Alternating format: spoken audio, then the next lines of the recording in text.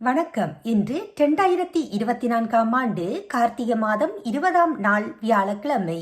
Sunrise சூரியோதய ஒலிபரப்பின் ஜெர்மனிய செய்திகள் வாசித்து வழங்குபவர் குணவிஜயா சுரேந்திரன்.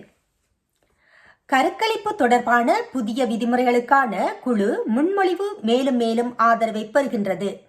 பசுமை கட்சி அரசியல்வாதி உலஸ் ஹவுஸின் கூற்றுப்படி புண்டஸ்டாக்கின் 327 உறுப்பினர்கள் இப்போது முதல் கையொப்பமிட்டவர்களாக கையெழுத்திட்டுள்ளனர். ஆரம்பத்தில் 240 பேர் இருந்தனர். சவுஸ் ஒரு வலுவான அடையாளம் பற்றி பேசினார். இந்த சட்டமியற்றும் காலத்தில் நவீன கருக்கலைப்பு உரிமைகளை முடிவு செய்வது இப்போது புண்டஸ்டாக்கின் கைகளில் உள்ளது. 12வது வாரம் வரை கருக்கலைப்புகளை சட்டபூர்வமாக்கும் திட்டத்தை துவக்கியவர்களில் பச்சை அரசியல்வாதியும் ஒருவர். இந்த குழு தனது பிரேரணையை இந்த வாரம் பாராளுமன்றத்தில் கொண்டுவரவுள்ளதாக அறிவித்துள்ளது. ஆனால் இந்த வியாழன் மற்றும் வெள்ளிக்கான நிகழ்ச்சி நிரல் இன்னும் இல்லை. விண்ணப்பத்தின்படி கருக்கலைப்புகளை இனி குற்றவியல் சட்டப்பிரிவு 218 கட்டுப்படுத்தக்கூடாது. ஆனால் கற்ப மோதல் சட்டத்தில் மேலும் கருத்தரித்த பிறகு 12வது வாரம் வரை தண்டிக்கப்படக்கூடாது. குழு முதலில் திட்டமிட்டதற்கு மாறாக பெண்களுக்கான ஆலோசனைகளை வழங்குவதற்கான கடமை தக்க வைக்கப்பட வேண்டும். இருப்பினும் கலந்தாய்வுக்கும் முடிவிற்கும் இடையே 3 நாட்கள் காத்திருக்கும் காலம் இல்லை. செலவுகளை சுகாதார காப்பீட்டு நிறுவனங்கள் ஈடுகட்ட வேண்டும்.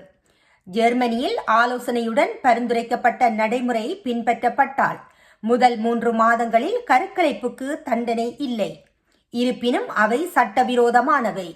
எனவே சுகாதார காப்பீட்டு நிறுவனங்களால் திருப்பி செலுத்தப்படுவதில்லை. திங்கட்கிழமை மாலை தவறான பாதையில் சென்ற ஓட்டுநரால் பயங்கர விபத்து ஏற்பட்டது.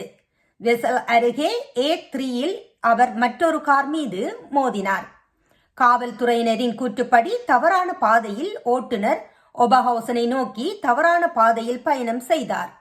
மணிக்கு 120 கிலோமீட்டர் வேகத்தில் அவர் வெசல் மாவட்டத்தில் உள்ள டின்ஸ்லேக்கன் அருகே 66 வயதான டொச்சுக்காரர் ஒருவரின் கார் மீது நேருக்கு நேர் மோதினார். விபத்தில் அவர் சம்பவ இடத்திலேயே உயிரிழந்துள்ளார். 68 வயதான தவறான வழி சாரதியும் மோதலின் விளைவாக காயமடைந்தார். அவருக்கு முதுகுவலி உள்ளது மற்றும் மருத்துவமனைக்கு செல்ல வேண்டியிருந்தது. ஆனால் இப்போது விடுவிக்கப்பட்டிருக்கலாம் என்று டுசல்டாஃப் காவல்துறையின் செய்தி தொடர்பாளர் ஆண்ட்ரே கவுட்ஸ் விளக்குகின்றார். எசன் கெல்சன்கேஷன் மற்றும் வடக்கு ரைன் வெஸ்பாலியாவில் ஈராக் குர்திஸ் கடத்தல் வலையமைப்பிற்கு எதிராக நேற்று ஒரு சர்வதேச போலீஸ் நடவடிக்கை இருந்தது. இது வடக்கு பிரான்சில் இருந்து ஆங்கில கால்வாய் வழியாக கிரேட் பிரிட்டனுக்கு அகதிகளை அனுப்பியதாக கூறப்படுகின்றது. பெரிய கடத்தல் சோதனையின் முதல் முடிவுகளை இன்று காவல்துறை அறிவிக்க விரும்புகின்றது. மத்திய உள்துறை மந்திரி நான்சி பேசர் பெரிய சோதனையானது கடத்தலுக்கு மற்றொரு பெரிய அடி என்று கூறினார். சிறப்பு போலீஸ் பிரிவுகள் எசன் மற்றும் கெல்சன்கேஷன் ஆகிய இடங்களில் நிறுத்தப்பட்டன. மேலும் பில்ட் படி, போச்சம் மற்றும் கிரேவன் ராய்ட் ஆகிய இடங்களிலும் நிறுத்தப்பட்டன.